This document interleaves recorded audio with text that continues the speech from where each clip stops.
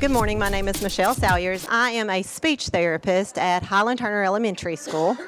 I service kids from preschool all the way up until 6th grade. But this is a little different role for me.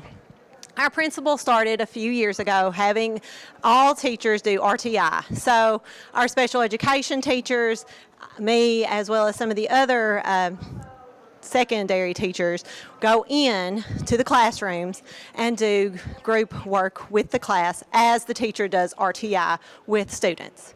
So the teacher and I, 4th grade teacher, have been working together now for a while. We kind of work together on science, social studies, reading, whatever she's doing at that time.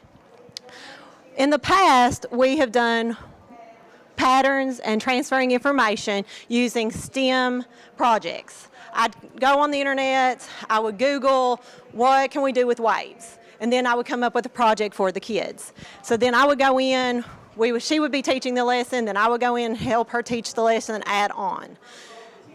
When I did the wave project about 3 years ago, we created our own instruments. The kids had to develop their own instruments, figure out how waves work. We did YouTube videos. They did their own projects together as a group, and then they did an individual musical instrument.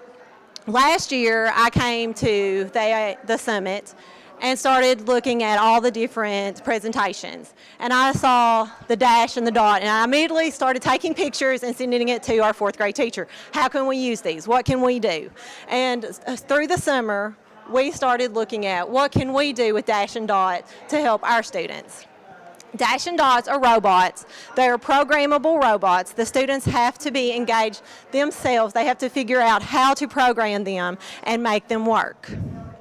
Our 3rd grade teacher has them, so I've not actually used them yet. I'm excited to, because we have done other STEM projects, but not so with technology. I've always used toothpicks, paper plates. I'd used Boom Boom Balloon last week teaching air pressure. So dash and dot, and I added the sketch pad pack, and I'm really excited about that because all the kids want to draw. We're going to use, to achieve our goal, we want to use dash and dot to show students how waves are sent and received. Students can read about this all day long and still not understand it, but when they actually get down and do a project with them, they actually get the hands-on experience to understand it. How we're going to achieve this goal, our teacher is doing a learning style inventory. That way we know what the students, how they learn.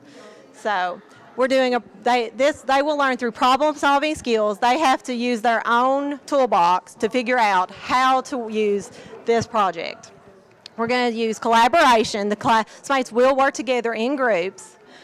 They're going to compare the devices and figure out what's the best, how to program them, how to use them, what can they do the same, what can they do differently. And then, of course, it's going to be hands-on. We're going to do a pre-test and a post-test to show what they have learned about the waves and if doing the hands-on activity actually increased their knowledge.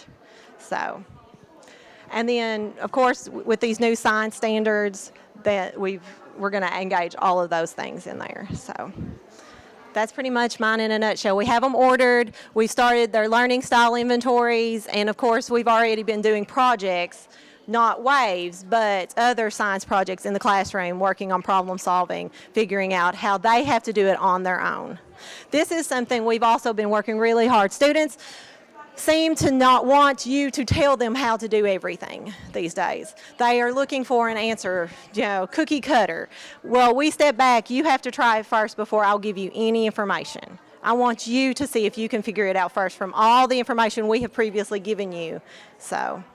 And it seems to work. The last I think we've been doing this 3 years now, where, and I think each year it keeps getting better and better. We keep adding on to it. So we're excited to add dash and dot and bbot into our toolbox ourselves. So.